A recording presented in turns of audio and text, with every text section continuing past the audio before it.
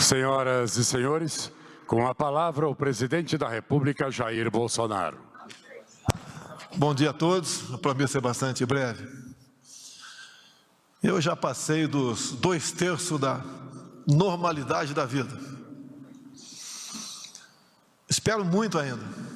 Espero colaborar bastante com o meu país, assim como ter a colaboração de todos vocês.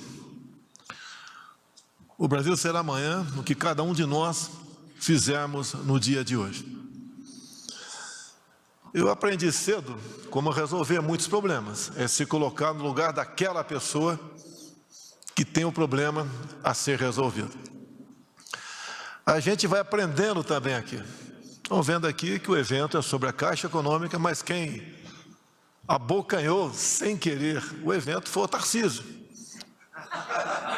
Nós mostrando obras aqui dele. O homem tem uma capacidade excepcional. Podia estar aí fora ganhando 10 vezes mais do que ganha aqui.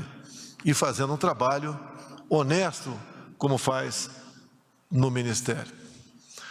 Aprendendo com o Pedro Guimarães, mostrando aí aos homens do mercado, presidentes e diretores de bancos, que essas pessoas também têm coração.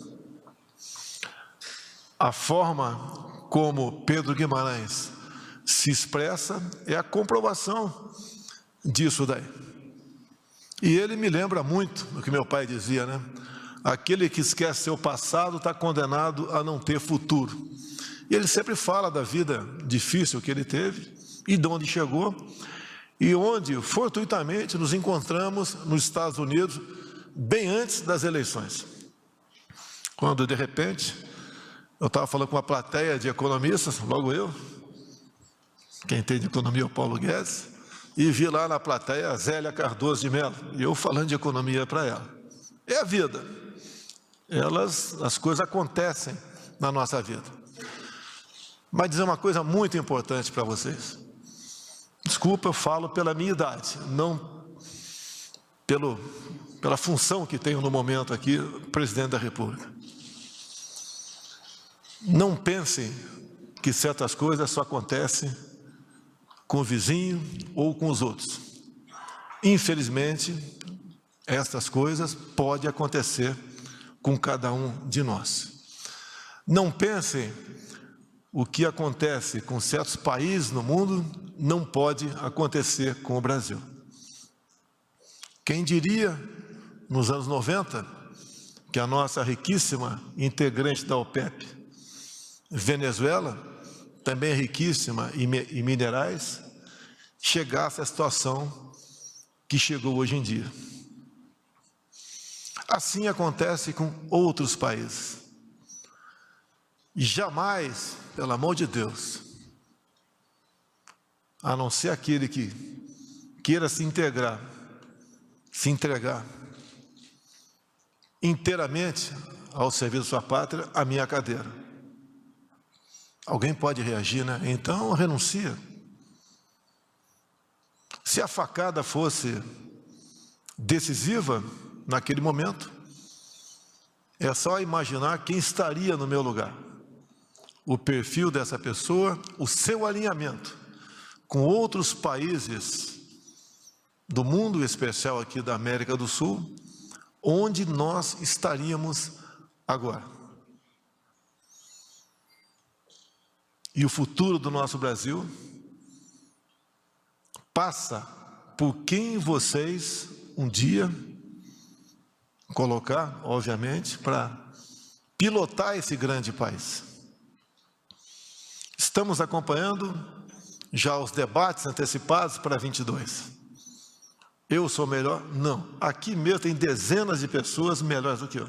Se for para olhar para o Brasil, são milhares de pessoas melhores do que eu.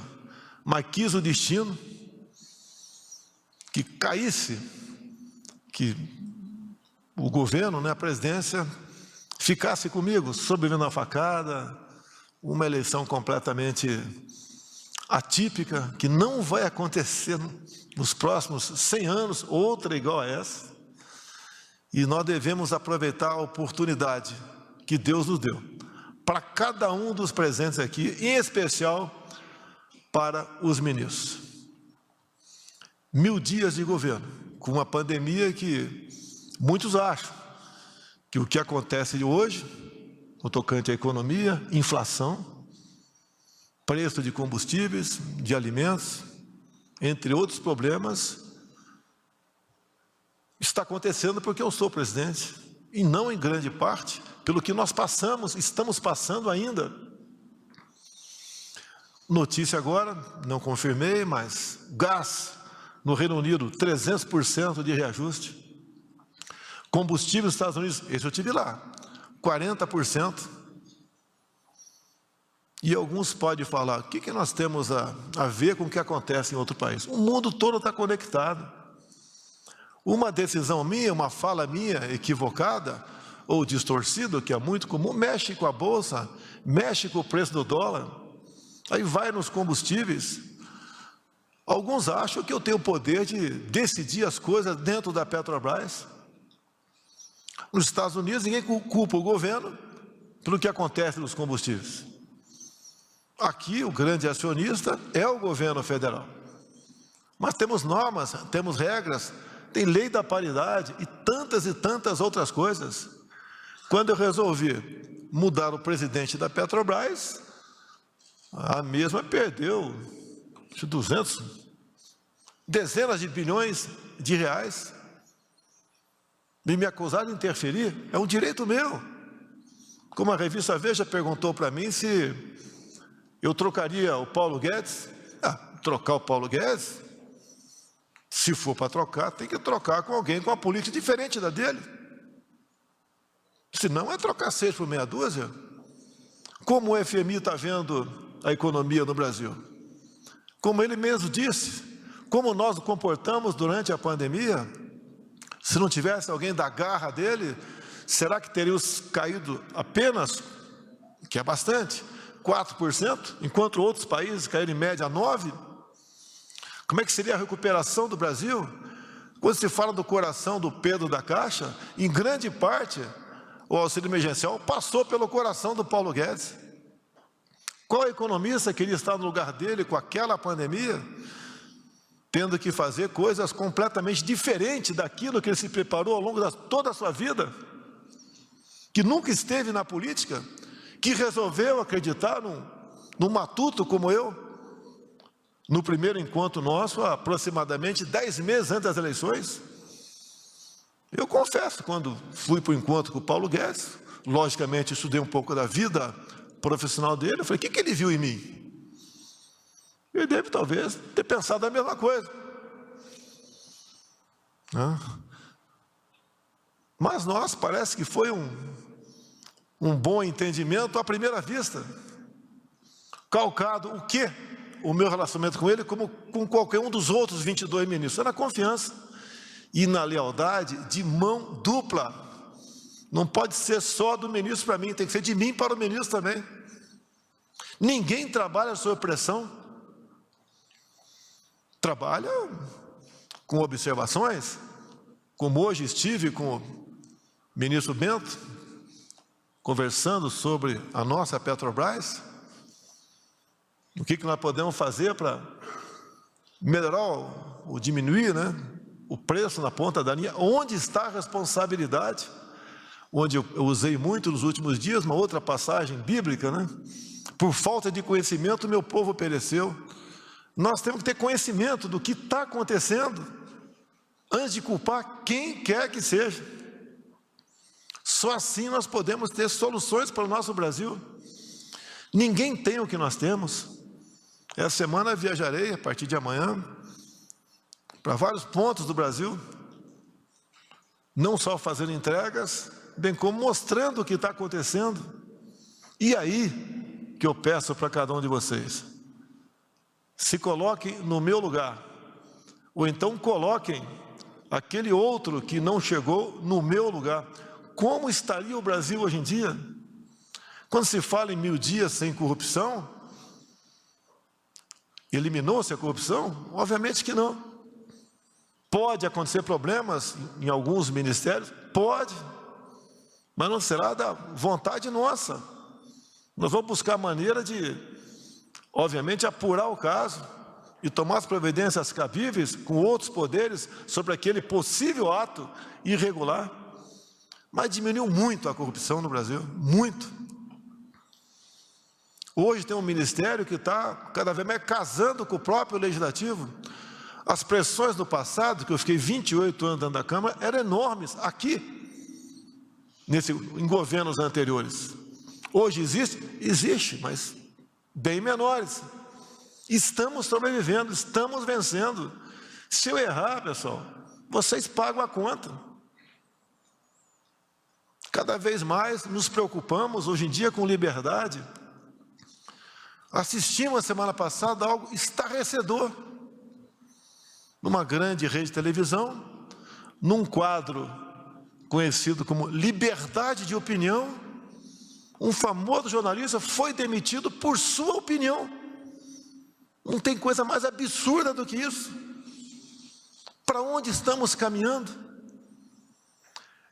Nos Estados Unidos, na iminência de retornar para cá, chegou para mim, em primeiro lugar, o nome do Queiroga, né, que estava ali infectado. Eu fui no quarto do Queiroga. Estava arrumadinho, cheiroso, bonitinho, feliz. E daí, Queiroga, tudo bem contigo? Tomou vacina? Tomei. Eu costumo brincar com ele, né? Dormiu de máscara? Né? Ele sorriu. Todo mundo sabe que raramente ele tira a máscara. Falei, você está infectado. Infelizmente não vai poder viajar conosco.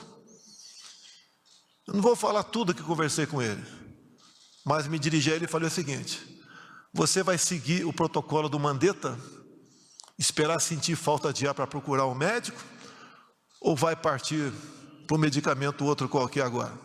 Não vou responder a vocês o que ele me disse. Não estou contra a vacina. Se tivesse contra, Paulo Guedes, não teria assinado a medida provisória de dezembro do ano passado, destinando 20 bilhões para comprar vacina. Mas nós respeitamos a liberdade. Por mais que me acusam de atos antidemocráticos, são apenas acusações, ninguém mais do que eu respeita o direito de todos. A vacina não pode ser obrigatória. Tereza Cristina tomou as vacinas e está em casa. O Bruno Bianco, a mesma coisa. O meu filho, Eduardo Bolsonaro, a mesma coisa. Ainda uma grande incógnita nisso daí. Prato feito para a imprensa dizer que eu sou negacionista.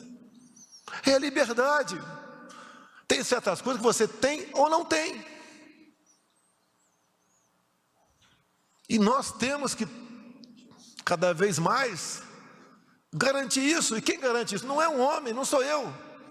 Apenas, imagine se outro cara que ficou em segundo tivesse aqui, já teria, Carla Zambelli, imposto o passaporte da vacina no Brasil ou não? Eu acho que não preciso responder para vocês. Porque os seus assemelhantes e outros seus assemelhados em outros países, né, fizeram isso daí. Não tem coisa mais importante que a liberdade para todos nós. E como disse no começo, eu já vivi o suficiente. Lógico que não quero morrer hoje, nem amanhã. Espero ficar mais uns 20 e poucos anos vivo. Com liberdade. E eu tenho obrigação hoje de fazer isso. As Forças Armadas estão aqui. Ali está meu comando? Sim, é meu comando. Se eu der uma ordem absurda, elas vão cumprir? Não. Nem a mim, nem ao governo nenhum. E as Forças Armadas têm que ser tratadas com respeito. Quando criaram a defesa em 99, não foi por uma necessidade militar. Foi por uma imposição política para tirar os militares desse prédio. Alguns criticam que eu botei militar demais, mais até proporcionalmente do que os governos de Castelo Branco a Figueiredo. Sim, é verdade, é o meu ciclo de amizade. Assim como de outros presidentes, foram de outras pessoas. Era o ciclo de amizade deles. Compare hoje todos os nossos ministros, incluindo os civis, com o que nos antecederam. É simples. Queremos a volta disso? O Ministério do passado, do transporte, hoje, em infraestrutura, que eu comecei falando aqui, comparando o Tarcísio aí com o evento em si, que é do Pedro Guimarães, era um foco de corrupção e escândalo semanal. É difícil a gente trabalhar certo? É, porque as pressões são enormes contra você. Cada vez que a gente toca fogo no ninho de rato, né, Paulo Guedes? O pessoal se volta contra a gente. Agora, que cada vez mais se está se entendendo no Brasil, é que todos nós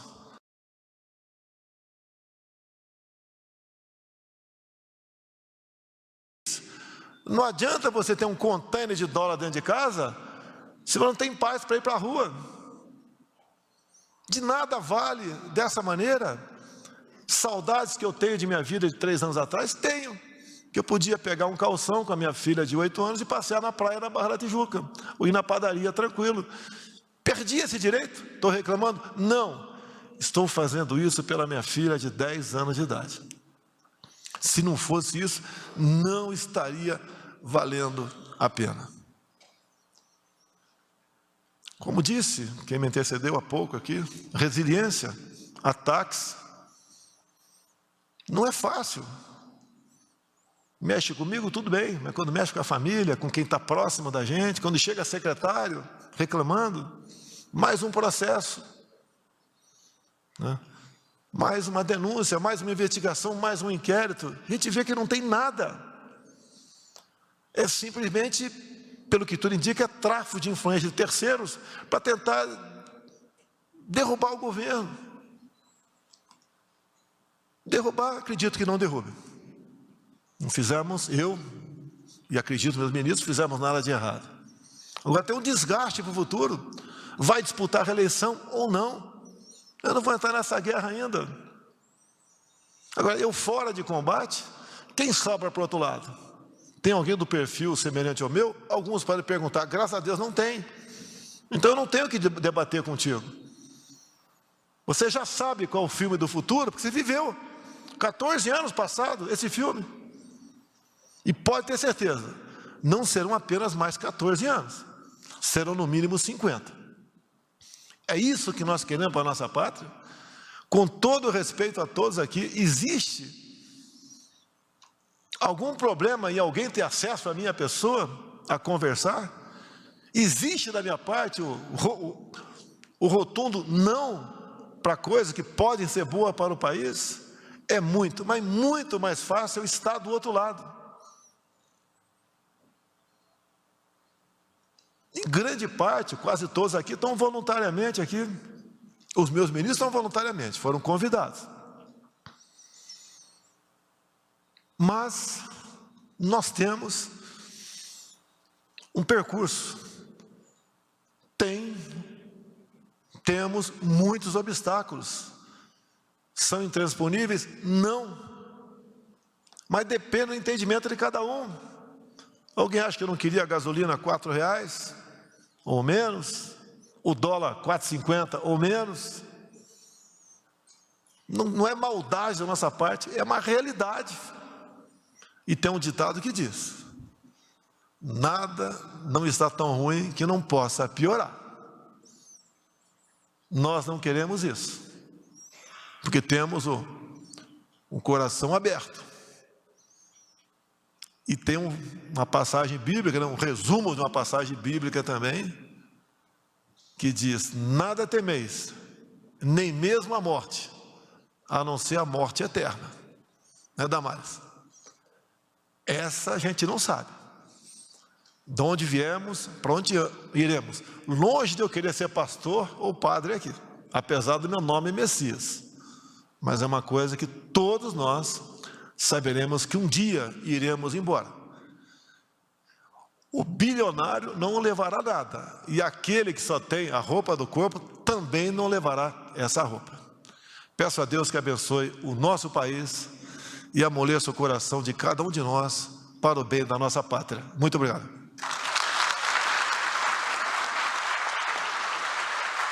Está encerrada esta cerimônia.